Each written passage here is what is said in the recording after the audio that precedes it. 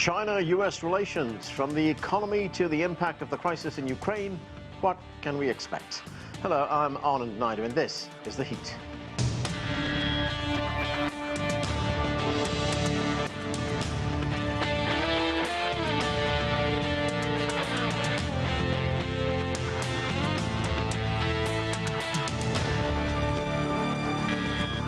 As the conflict in Ukraine continues, there is increased focus on how it will impact the global economy. And it's also raising questions about the fallout for an already tense relationship between Washington and Beijing. Both topics were discussed over the weekend at the 25th Harvard College China Forum. We begin with this report from correspondent Toni Waterman. Extraordinary times was the aptly chosen theme for this year's Harvard College China Forum. Much has changed since the event was last held in person on campus 2 years ago. The world is still struggling to emerge from a global pandemic.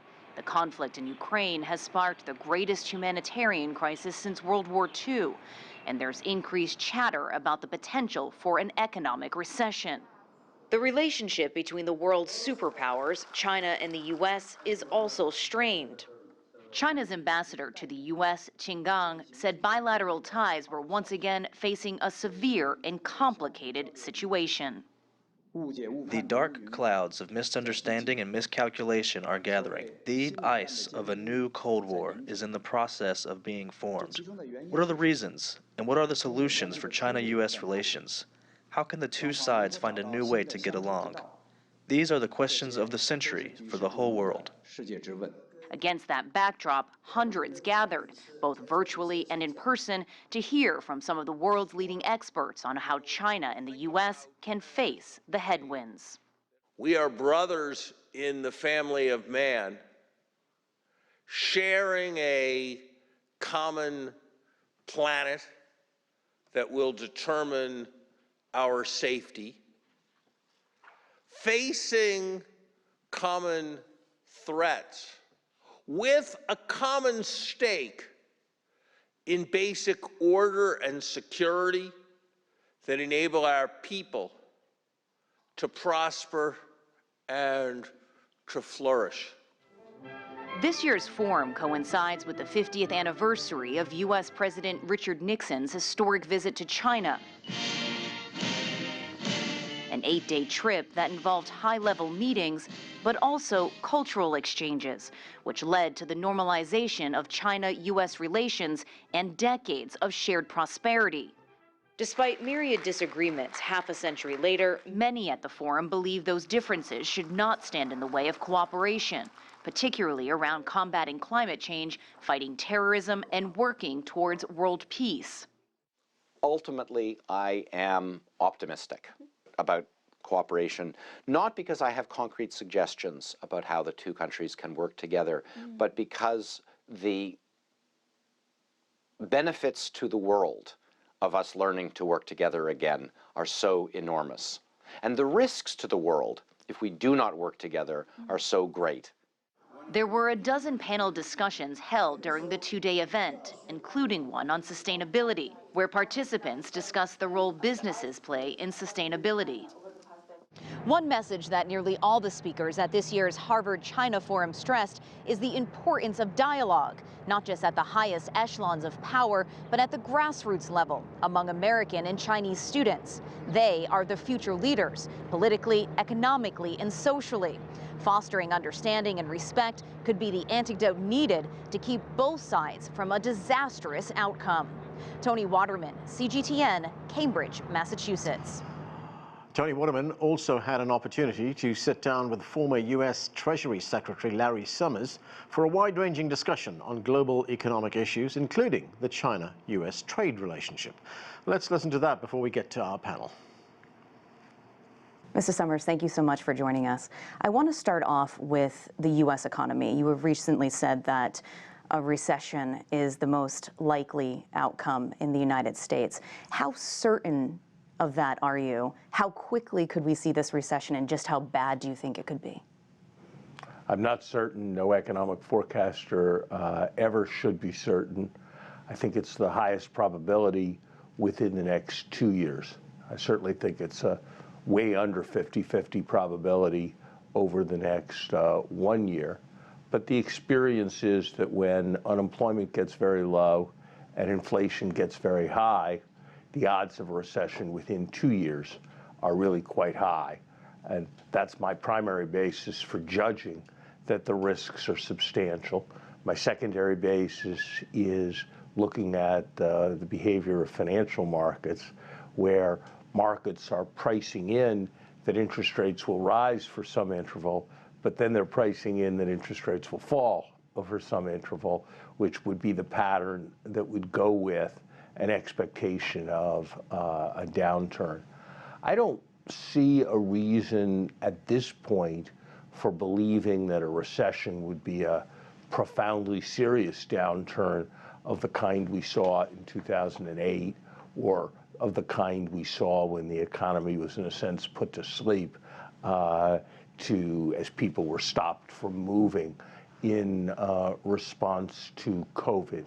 But I do think that given the level of inflation that looks increasingly ingrained, I would be surprised if that inflation came down to acceptable levels without at least a significant period of slowdown in the U.S. economy. We are already seeing the impact of inflation. We see it every day when we go and gas up our cars. There's concerns about rising food prices, housing prices, rental prices.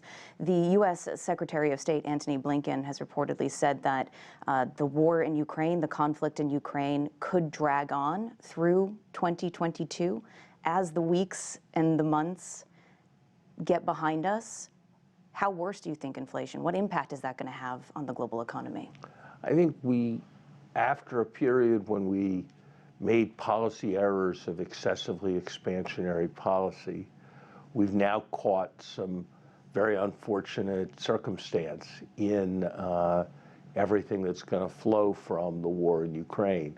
Of course, oil prices have gotten enormous attention. I welcome the Biden administration's release of the Strategic Petroleum Reserve. I welcome the measures taken yesterday to increase the availability of drilling on federal lands.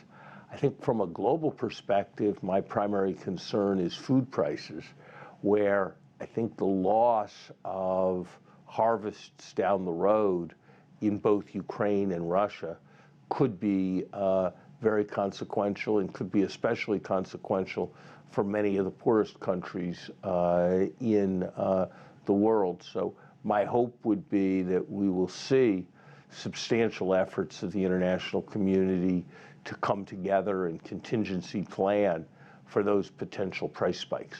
Wouldn't the most immediate impact on inflation in the United States be to lift trade tariffs on China? And would you advise the Biden administration to do that? I've written and said that I think we need a much more aggressive approach to de-escalating tariffs, which I think have done substantial damage to U.S. consumers, have done substantial damage to the competitiveness of U.S. producers, without doing proportionate, without making proportionate contribution to any concept of U.S. economic welfare.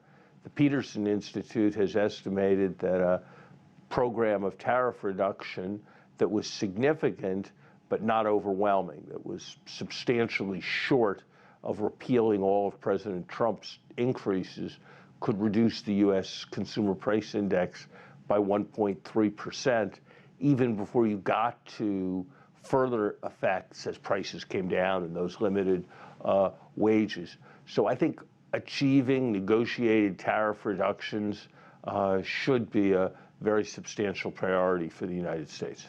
Do you, in your estimation, believe that it is at this point? Because there hasn't been a lot of chatter about it. I think we'll have to see what comes. You know, I've learned that in policymaking, the transition from inconceivable to inevitable can often be extraordinarily rapid.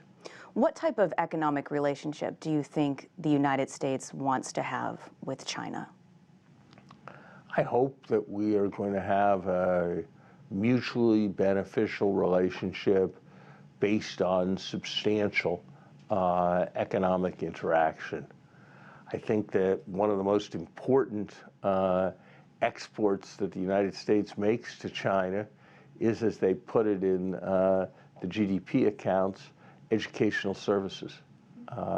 We are a much richer community here at Harvard because of the many Chinese students who are here. I think we provide them with valuable educational services, and I know that I and so many others who were born in the United States have learned an enormous amount from our Chinese colleagues who come here. So I believe that it is extraordinarily important that we maintain those kinds of connections. China has predicted a growth rate of 5% this year. Obviously, we see lockdowns across a lot of manufacturing, financial hubs in China right now, this rolling zero COVID policy. How crucial is it going to be that China is an active player in the global economy right now when we look at all the headwinds? China is substantial for global growth in two respects. It is itself a substantial part of the globe, and therefore slowdown in China, just in an arithmetic sense, means a slower global economy. And China impacts many, many others. It impacts inflation through supply chains. It impacts exports through what Chinese firms and consumers purchase. So I think the world has a very substantial stake in what happens in the Chinese economy, and that's why what happens with COVID in Shanghai, what happens with real estate in the aftermath of Evergreen, what happens with regulatory policies in China, these are all global issues that have quite properly aroused the concern of all of those, whether in the United States or in Europe or in other emerging markets, who are concerned with the future of the global economy. How would you assess China's multilateralism at this point? It's opening up to the world. What do you think it's done really well? Where do you think it needs to work a little bit harder? I think that anyone has to admire the overall performance of the Chinese economy. Anyone has to admire China's willingness to participate in the processes of global investment, its support for global infrastructure in many areas of the world. I think increasingly, though, China is going to have to recognize itself as a stakeholder and an upholder of the system, rather than a beneficiary of the support of the system that comes with growing up economically and being as strong as it is. And so, for example, I have been concerned by China's lack of willingness to participate on the same terms as others in debt restructurings when countries' debt becomes unsustainable. I have been concerned in some cases by China's willingness to engage with governments to subvert conditions that are being imposed about transparency, about environmental protection by institutions that are headquartered in other parts of the world. I've particularly admired the work of the Asian Infrastructure Investment Bank led by Jin-Lee Kun, who it seems to me has really done a model job of providing and supporting an institution with Chinese leadership, but a commitment to international values, international cooperation, international standards. And I hope that those kinds of efforts will increasingly be a template for China's official and quasi-official involvement in the global economy. China is obviously a major manufacturer in the world. It's become a sophisticated, innovative country when it comes to leading edge technology. It's predicted to become the biggest economy in the world by the end of the decade. What do you think that's going to do? I know you take issue with the per capita side of things, but what is that going to do to U.S.-China relations? Is there going to be competition in a way that's going to pit them against each other, or are they going to ultimately end up working in tandem?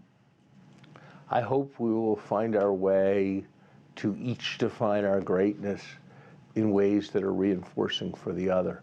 I think there's enormous potential from cooperation and enormous risk from confrontation, and how it goes, we'll have to see.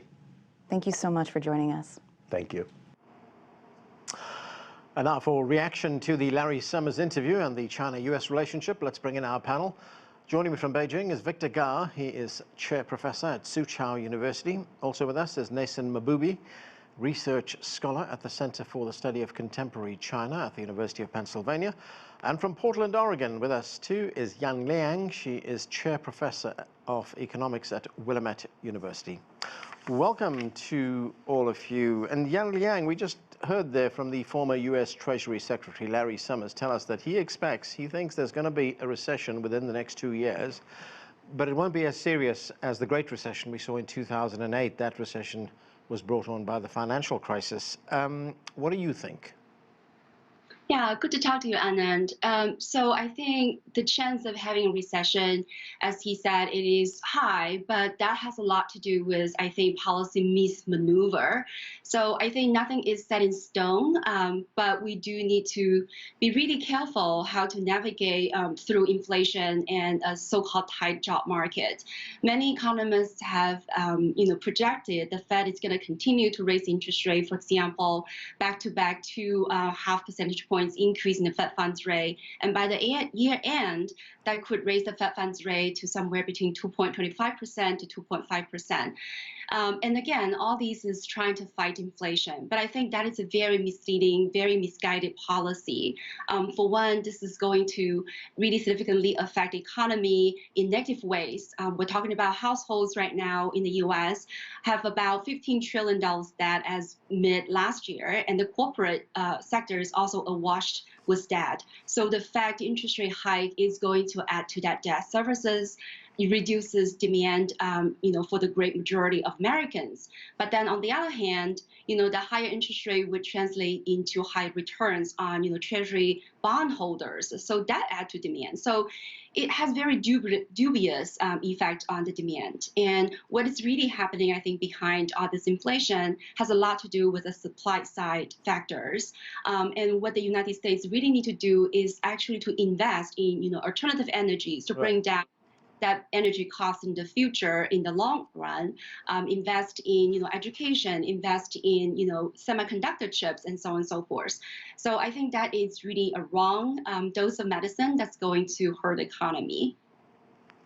Neysun Mahboubi, we also heard Larry Summers there talk about the economic impact of the crisis in Ukraine, especially as we see the rise in prices of oil and gasoline as well. But he said something that was of particular concern to him was the rise in food prices.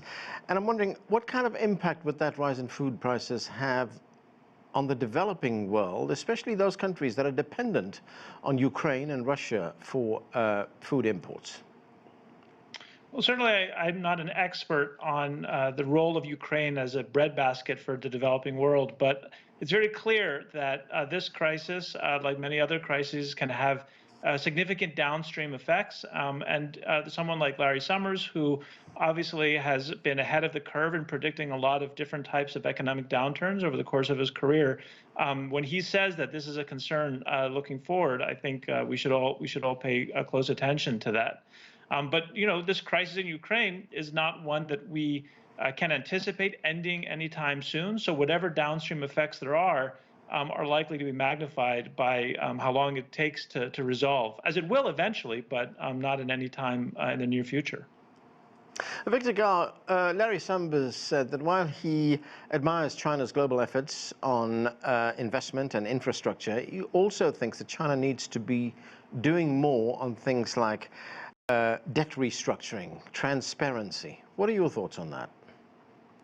Thank you very much for having me. I listened very carefully to what Mr. Summers had to say, and I agree with him on lots of issues, especially his positive attitude toward the overall China-U.S. relations. Now, as far as debt issue is concerned, the United States and Western countries have been criticizing China a lot about this debt problem in China's relations with many developing countries, especially in Africa. I think we need to be more objective to that. Debt is one of the instruments in promoting development. Debt and equity sometimes are equally important, and in concept, they should be neutral rather than one as an evil, the other as an angel, for example. The key is really coming up with a package of financing which will promote the sustainable and longer-term development goals of the receiving countries. So I would say China has been very responsible in doing this. China's cooperation with many developing countries in the world is not purely government aid or official development assistance. It is actually a package involving government aid, commercial loans, for example, and corporate participation, and also PPP, in order exactly to design to promote more sustainable development. When you talk about transparency, of course, all countries need to be more transparent, and China has been more transparent today than 10 years ago or 20 years ago. And I truly believe 10 years from now or 20 years from now, China will be more transparent. I'm a firm believer and a promoter of greater transparency for China in all respects, and this is the megatrend we want to follow. Liang, on the broader issue of China-U.S. relations, we heard Larry Summers tell us there that he would like to see a, quote, mutually beneficial relationship, economic relationship, and that he would like to see the United States move a bit more aggressively on removing tariffs, which he said hurts consumers in the United States. It also hurts U.S. competitiveness. Would that help reduce inflation here? Yes, I think that's definitely a good point. I think with the tariffs, it's basically paid eventually by the U.S. consumers. They are footing the bill for that tariffs. And so I think Summer mentions that the Peterson Institute of International Economics has estimated if we just get rid of the trade war tariffs, that tariffs increase, we could see inflation come down by 1.3 percentage points. And I think that is a very important helping factor. And I'm a little bit puzzled by what he said about, China is not doing. I think China has participated very actively in the G20 debt restructuring and has suspended and many debt services for the highly indebted, poor countries, and also have done debt forgiveness for zero interest loans. And I also think that, going back to the idea of the U.S. Fed hiking interest rate. This is one thing that Larry Summers did not oppose, and I think he actually supported that. But as we all know, if the U.S. raise the interest rate, this is going to cause tremendous, portfolio outflows from developing countries, and these countries are going to face even higher debt services, which already increased, by 120% from 2020 to 2021. And the debt service payment of these governments has accounted for about 14% of their revenues on average for the developing world. So talking about food crisis, talking about all these crises the developing country is faced with. Let's not forget that the U.S. plays a very significant role not to hike the interest rate and heighten the debt burden of the developing world. Neysun, Mahboubi, one of the things we've seen in the last few weeks is how the crisis in Ukraine is impacting the relationship between China and the United States. If this crisis continues for a very long time, what do you think could be the longer-term impact on that relationship? It's a great question, one that I've spent a lot of time mulling over recently. I think before the crisis hit, I would have said that I was feeling optimistic about the general direction of the relationship. There were a lot of different things that were happening that seemed promising. Maybe not the lifting of the tariffs necessarily, but on other types of things that were coming out of the various dialogues, I think there was real reason for optimism. The crisis has certainly thrown a wrench into those dynamics. I'm sure that on the Chinese side, there's certain considerations. The considerations on the U.S. side, which I'm more familiar with, include this notion that China did not act vis-a-vis Russia in a way that was responsible as a global stakeholder. And that has served to strengthen the hand of those in D.C. in particular who have been pushing for a harsher line towards China. I am somewhat, gratified to see that China has not crossed certain lines that I think would make the situation very difficult in D.C. China has largely abided by the sanctions, has not provided weapons support. Whether or not those will continue to be the case if this crisis drags out longer, I think is the big question. But for the moment, I would say could end up being a very big problem for the relationship. But as of right now, there's still some reason to think that the relationship can be salvaged despite this crisis. What do you think, Victor? Could it be a big problem for the relationship? Because you know, the United States has complained that China is not acting in a way that it would like towards Russia, but we also have to remember that China has a relationship with Russia. Absolutely. I think a lot of things depend on several things. One is the duration of the military operations or the war in Ukraine itself. And secondly, while many people believe that the war now is being fought between Russia on the one hand and Ukraine on the other hand, whether the United States and NATO eventually, in the course of the war, will pick up a more proactive or positive role in the war itself. It is already providing all the support they can to Ukraine, but whether they will find a positive role for themselves to either inside Ukraine or beyond Ukraine. So these are all variables which are not certain right now. Now, as far as China is concerned, China stands for peace between Russia and Ukraine, and China has offered to do mediation.